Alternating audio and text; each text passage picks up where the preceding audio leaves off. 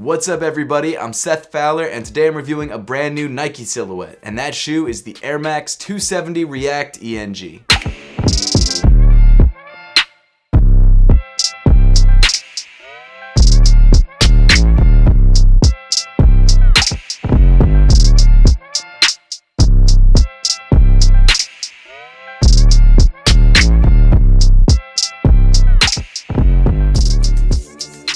About a month or two ago, we started to see images of a brand new Travis Scott collaboration on what is now known as the AirMax 270 React ENG. And at the time, I think a lot of us assumed that this redesign of the AirMax 270 React was specific to the Travis Scott collaboration and maybe he was the one behind it. But it seems that that's just not actually the case because Nike has officially released the AirMax 270 React ENG, which looks just like the Travis Scott collaboration except in a different colorway. This laser blue colorway of the AirMax 270 React ENG is one of the first colorways of that silhouette to release, and it released alongside an all-black colorway. The shoe dropped on January 16th for a retail price of $170, which I've got to be honest is a lot for an Air Max. To be 100% honest with you up front, I'm already not a huge fan of this sneaker because I've reviewed a pair of Air Max 270 Reacts in the past and I just didn't like the midfoot transition at all, and this colorway is not exactly my thing, but I'm going to try and come at this review as objectively as possible and let you know what I think about this sneaker so that when the Travis Scott pair comes out, you sort of know what to expect. Or hey, if you just love the silhouette or this colorway, then grab a pair right now because they are pretty readily available. What's really interesting to me about this sneaker is that it's just like the original Air Max 270, at least from the midsole down,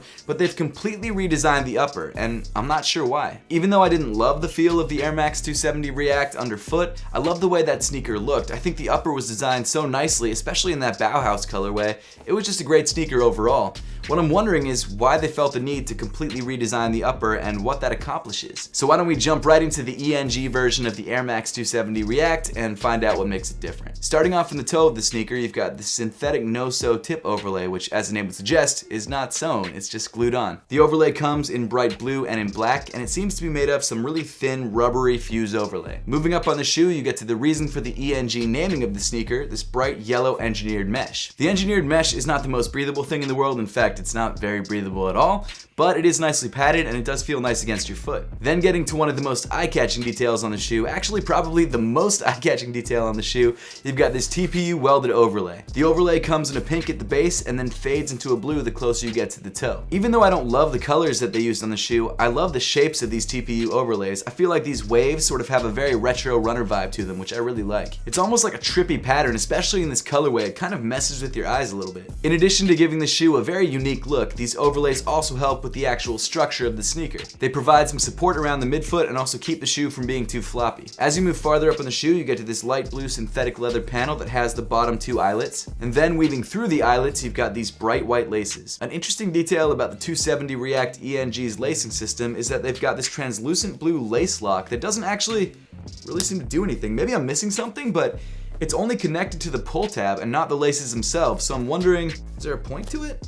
I don't know. I don't mind the look of it visually, and I guess if you really want to slide your laces through these two tiny little holes, you can tighten the laces without actually tying the shoe, but it's not something I really need. It's just kind of there for me. Underneath the laces, you've got this black neoprene tongue with these sort of padded areas around the sides and the top of the tongue. And then getting back to the pull tab, you've got this brand new Air Max logo in bright yellow. Then moving inside the sneaker, you've got this black sock liner, which is actually pretty well padded, and I love the way it felt around my ankle. The insole of the sneaker comes in blue with that brand new Air Max logo once again, and also the React logo printed in black. As for sizing, the Air Max 270 React ENG fit pretty much exactly true to size. I had no sizing issues whatsoever, and I think if you're grabbing a pair of these for yourself, I probably would go true to size. I'm always pretty impressed with Nike's lineup. Like, there's not many of their sneakers that don't fit true to size, and that's pretty hard to do. But because everyone's feet are different, I definitely suggest trying on a pair of Air Max 270 React ENGs before you buy them, just to make sure you're grabbing the right size for you. Then continuing back on the sneaker, around the back half of the ankle, you've got this black area with this sort of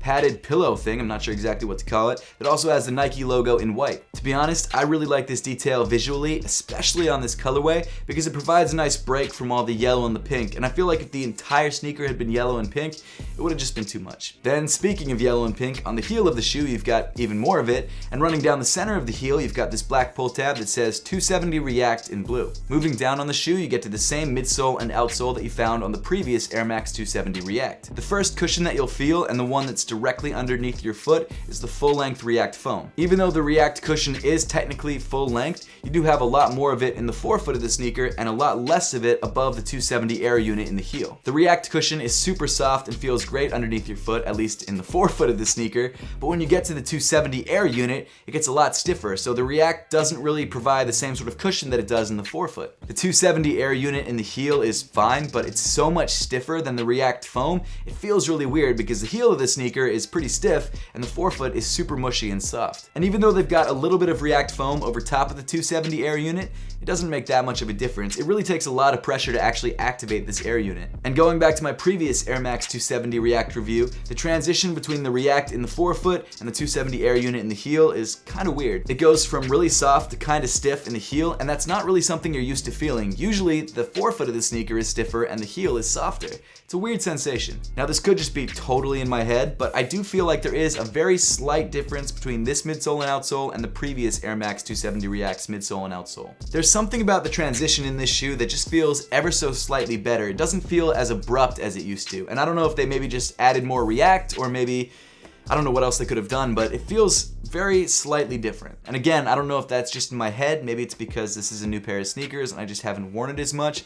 I don't know what it is, but something feels different. As for the actual aesthetics of the midsole, the React comes in white and the Air unit comes in clear. And then finally, moving to the bottom of the sneaker, you've got this semi-translucent blue rubber outsole that covers a majority of the outsole. And then you've also got this sort of pink foam that's just underneath the 270 Air unit. This foam is also on the standard 270, so it doesn't actually feel any different, but I do like the color contrast that it provides. The AirMax 270 React ENG is an interesting iteration on the previous AirMax 270 React. The new upper of the sneaker definitely has a sort of futuristic wavy vibe while still calling back to some of the previous Air Maxes. And the midsole and outsole, while I feel like they might have been tweaked ever so slightly, don't feel that different. In fact, they might be exactly the same, I don't know. And if you didn't like them the first time, you're not gonna like them again this time. If you love the way the AirMax 270 React ENG looks, it's definitely a sneaker worth picking up. The $170 price point though is kind of expensive, especially for a sneaker that's only good for lifestyle. I would definitely not run in this sneaker or do any sort of performance activities in this shoe because this heel setup is just super weird. But if you like the way this sneaker looks and you're only grabbing it for lifestyle wear, it's a good way to go. As for the Travis Scott collaboration coming out in a few months, comfort-wise, it's going to be the exact same thing. The only real difference is some aesthetic changes on the upper, but that's about it. But now I would love to know your thoughts on the AirMax 270 React ENG and whether you plan on getting yourself a pair now or maybe waiting until the Travis pair comes out in a couple months. So let me know in the comment section down below. And as always, thank you so much for watching. Make sure to subscribe if you haven't yet, and I'll see you all in the next one.